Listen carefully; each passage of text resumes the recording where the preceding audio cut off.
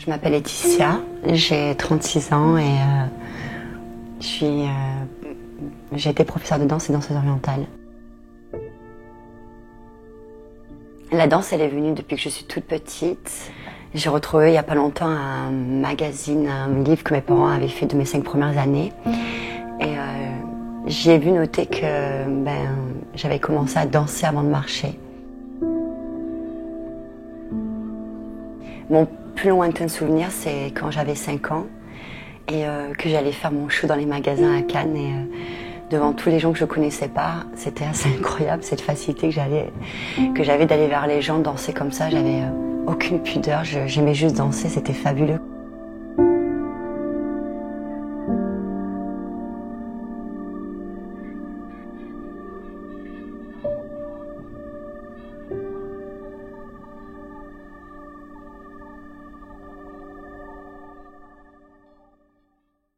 N'importe comment, c'est à toi que je parle, même si je te vois pas. Non, ça c'est la position croisée. Les filles, vous avez tout. Avant d'enseigner la danse orientale, j'étais professeure de danse jazz. On va tout revoir. C'est à cette période que j'ai rencontré l'une des femmes les plus importantes dans mon parcours de danseuse et de professeure, Anne-Marie Sanguin. Elle a toujours cru en moi et c'est elle qui m'a dirigée à l'âge de 12 ans vers cette école qui allait transformer mon parcours professionnel Roselac Tower. J'ai pratiqué le classique, le contemporain, le jazz. Ça a été les années les plus difficiles que j'ai passées. J'en ai énormément bavé. Vraiment, je rentrais très souvent de mes journées en pleurant chez moi puisque les professeurs ne faisaient aucun cadeau. Ils nous parlaient des fois de façon très, très sèche, grosse poubelle, tout ce qui va avec. Mais je sais qu'à côté de ça, ça m'a beaucoup aidé et beaucoup appris dans mon expérience. J'ai des tas d'amis qui ont arrêté pendant ce parcours et j'ai été jusqu'au bout. J'ai rien lâché. J'étais trop passionnée, il n'y avait rien qui pouvait me décourager de tout ça.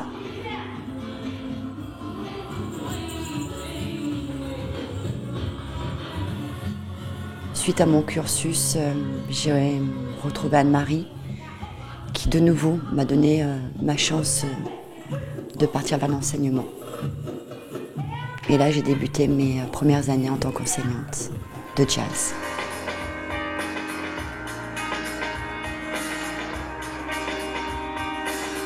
Je fusionnais d'idées, j'avais déjà plein d'idées à ce moment-là, c'était assez magique en tout cas.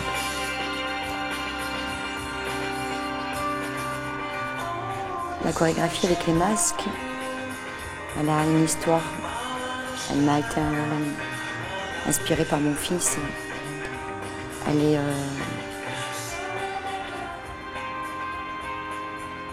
est celle qui délivre une personne du mal, de ses parties sombres. Et le masque, c'est enfin avoir le courage d'enlever le masque que l'on porte peut-être tout au long d'une vie.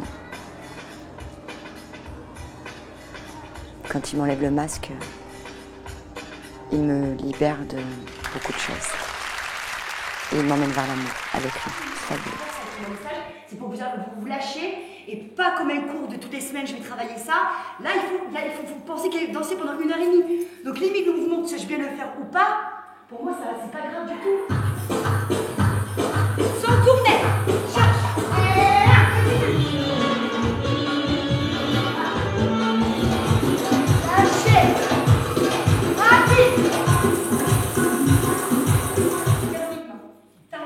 Et après, je vous fais hop, et je l'accélère.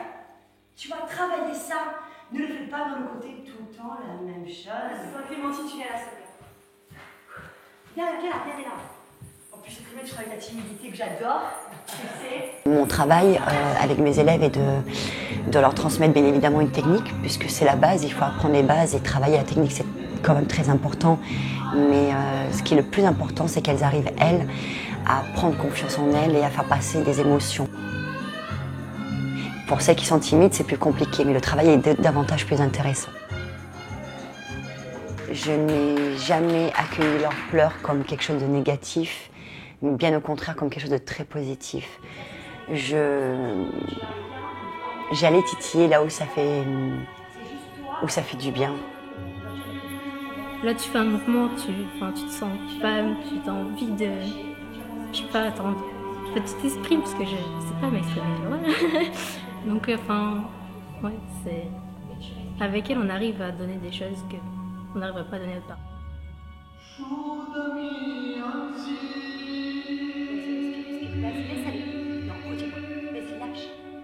Plus Laetitia captait quand on était triste, et elle nous faisait aller jusqu'au bout du truc, elle arrêtait le truc, elle nous prenait une par une, qu'est-ce qui se passe, qu'est-ce qu'il y a, fais ci, fais ça, et tout d'un coup, il y avait toutes les émotions qui lâchaient. Je pense que c'est ce que ça peut la rapporter, la confiance en elle,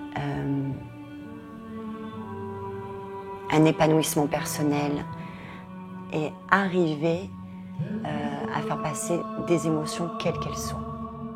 En tant que moi, européenne, qui a eu une éducation rigide, je vais te dire qu'à un cours, je me suis mise à pleurer parce que j'ai compris que j'avais un corset, le corset de mes grands-mères.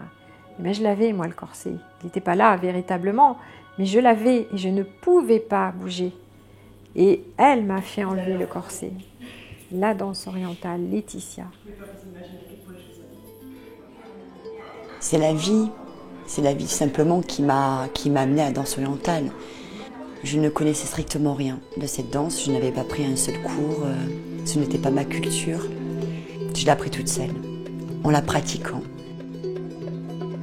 Ce que la danse orientale représente, un lâcher-prise du corps, l'abandon de soi, la conscience de son corps. Elle est la danse de la femme par excellence. Elle est grâce, elle est beauté, volupté, féminine. La danse orientale est, pour moi, la plus belle danse du monde.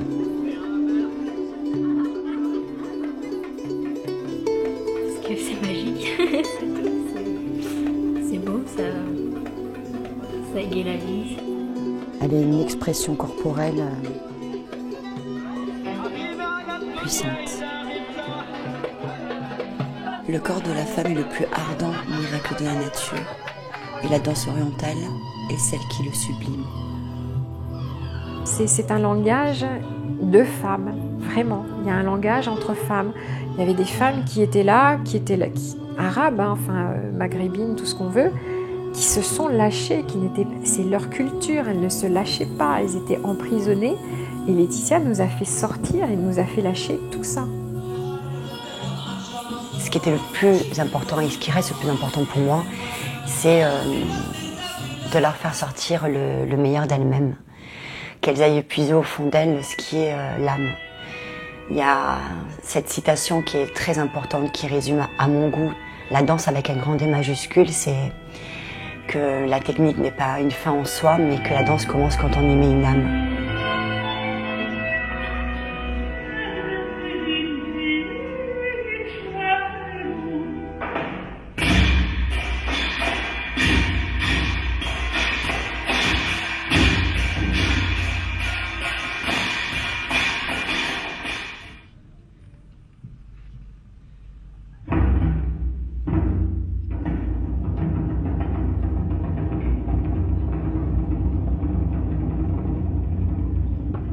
Le changement qu'il y a pu avoir entre le cap de danseuse à professeur de danse, il est à la fois similaire mais il est complètement différent. Puisque quand on est danseuse, on est dans un plaisir au départ personnel. Même si la danse pour moi n'est qu'un échange et un partage d'émotions. Et ça je l'ai compris dans ma façon après de le transmettre.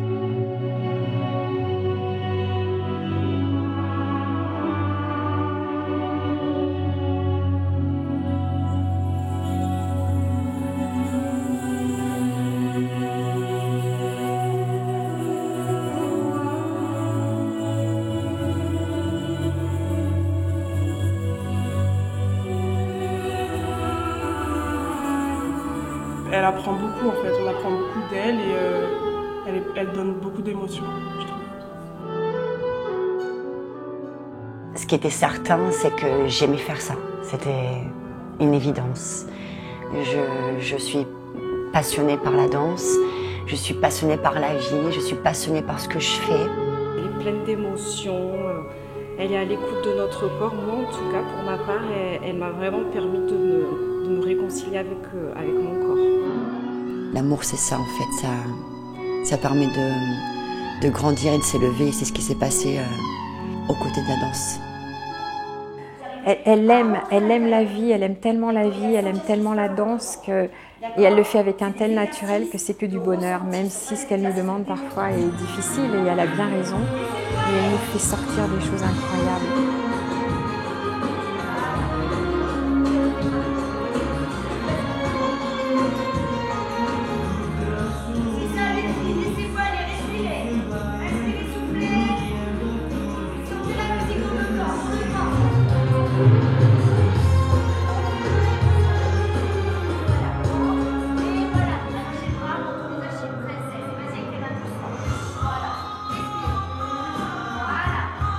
Je m'exprime à travers la danse, à travers le corps.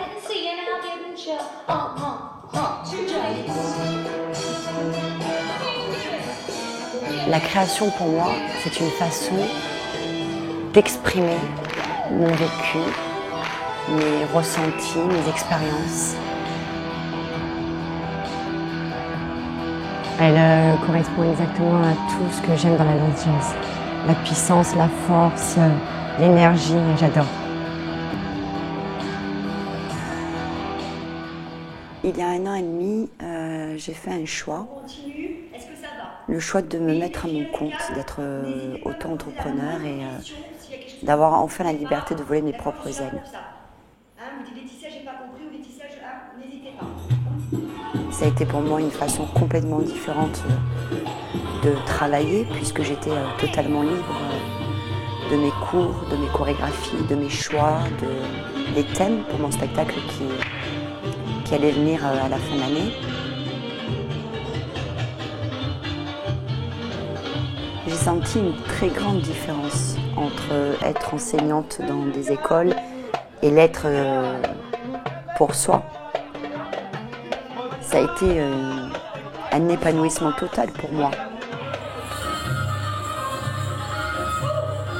Elles ont très vite compris qu'au-delà du fait que j'ai pu être chieuse avec elles ou que j'ai pu les faire pleurer, ça leur faisait du bien et qu'il fallait qu'elles passent par là. Je pense que c'est une façon aussi de grandir à travers la danse. Avance, avance, 1, 2, non, je te pousse et tu cours. Je peux y aller, vas-y. 1, 2, non. Non, tu mets une force incroyable pour résister. Pourquoi tu résistes? On y va. Pliez les sur le prochain. Allez. Écoutez bien la musique, hein, d'accord? Et laissez-vous aller.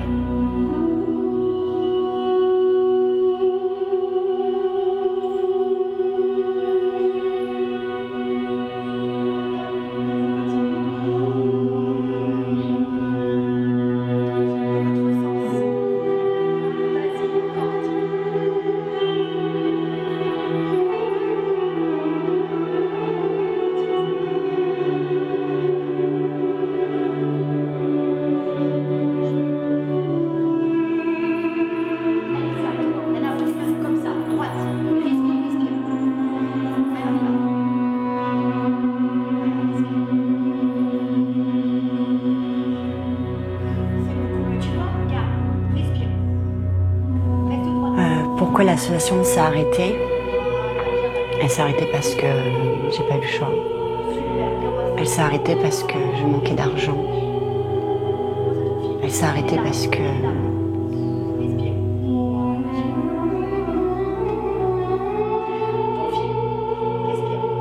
elles ont été très tristes, mes élèves. Il y en a beaucoup qui ont pleuré dans mes bras, les petites. C'était un travail de toute une année. Un investissement de ma part et un investissement surtout de leur part aussi.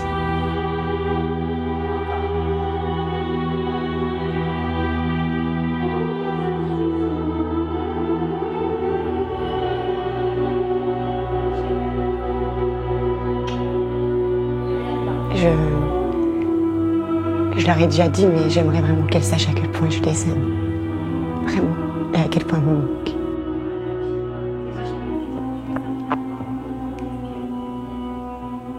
Elle me manque beaucoup.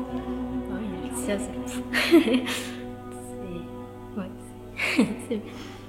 c'est dur de dire des mots en fait, parce que elle t'apporte tellement que tu as envie de lui redonner un retour. Enfin... Et je me suis sentie impuissante et frustrée. Je suis une personne qui relativise beaucoup, mais là pour cette histoire-là, je le vois pas comme une leçon. Je le vois vraiment comme un échec.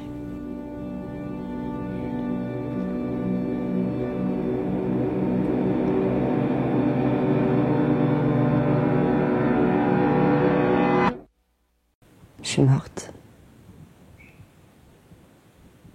À mon retour des États-Unis, quand je suis arrivée ici à Montsartou, j'étais morte. Je devais récupérer mon fils et j'avais même pas 5 € en poche pour pouvoir vivre et le faire vivre. J'étais au fond. Ma priorité, c'était mon objectif. Je ne pensais plus qu'à ça. Trouver un travail. Je pensais plus à la danse à ce moment-là, je pensais juste à... C'était une survie. Voilà. J'étais en survie. Une semaine après, j'ai trouvé un boulot. Caissière. Aujourd'hui, j'y suis toujours. Je n'ai malheureusement pas pu reprendre mes cours de danse. Ce que ça m'a fait étonnamment, c'est que les premiers temps, je prenais ça très légèrement. J'étais tellement heureuse de trouver un travail et de m'en sortir, de pouvoir m'en sortir avec mon fils, que ça n'avait aucune importance que les gens pouvaient penser ou ressentir quand ils me voyaient. J'avais juste à chaque fois une phrase qui me revenait: dans la vie, on ne fait pas toujours comme on veut. De la tristesse. Oui, et c'est ce qu'il me disait. Il y en a qui avaient un peu plus de pudeur que d'autres.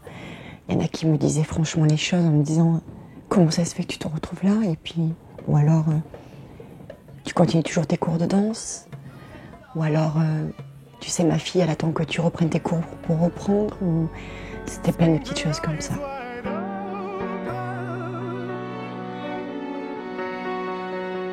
Daylight in the fields, daylight mountains, fire kisses the floor, the lakes make shadows.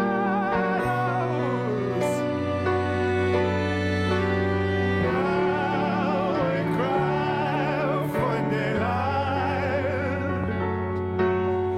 daylight and the sun. Now I cry for daylight, daylight everyone.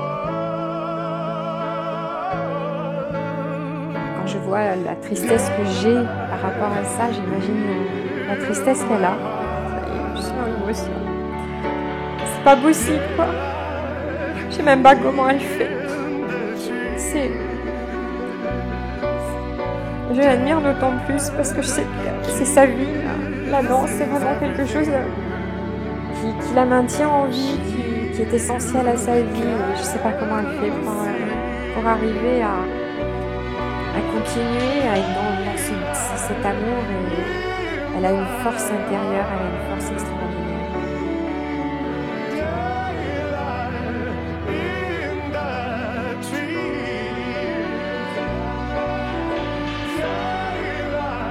On n'est que dans des frustrations quand on voit des gens comme ça.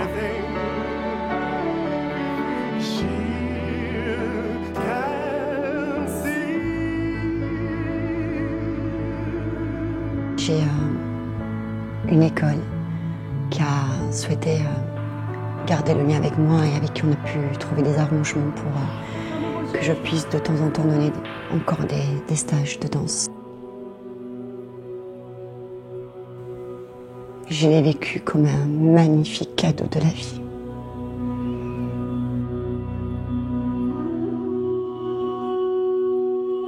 Je me souviens très bien du premier stage que j'ai fait quand j'ai mangé avec ma petite sœur après le stage et de ce qu'elle m'a dit.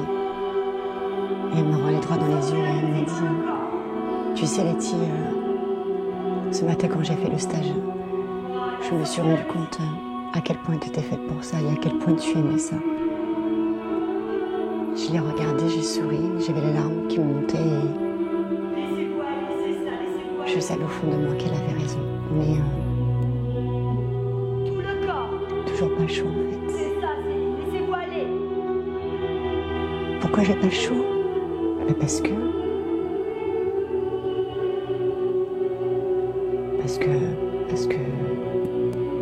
faut que je gagne ma vie, parce que Voilà, laissez-vous aller, respirez, c'est ça. parce que mes horaires me permettent pas, parce que je me suis effacée aussi.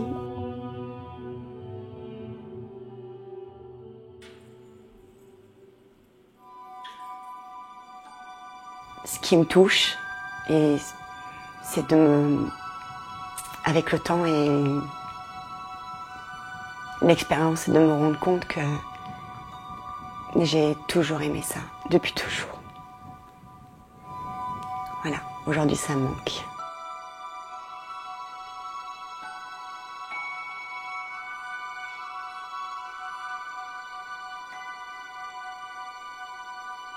Je voudrais juste dire à tout le monde et à toutes ces filles, toutes mes élèves, que comme une respiration, il y a des moments où il y a des temps de repos, il y a...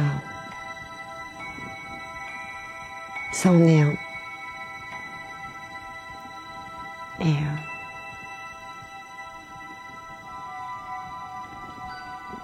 qu'on va vite se retrouver.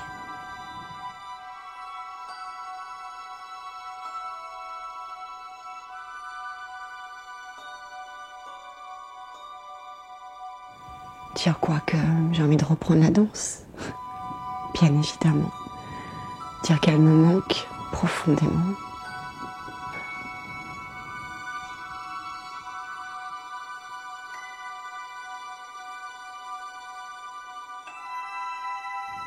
Ce que j'ai envie de faire maintenant, là dans le moment présent, c'est de remercier. C'est ça que j'ai envie de faire maintenant, c'est de remercier. De remercier les personnes qui ont cru en moi depuis que j'étais toute petite, qui m'ont donné ma chance. Je leur ai donné de mon énergie, je leur ai donné de mon amour, de ma passion. Je pourrai jamais oublier tout ça.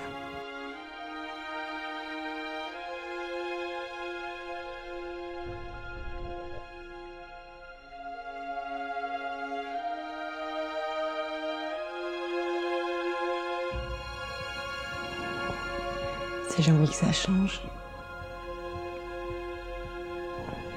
bien sûr.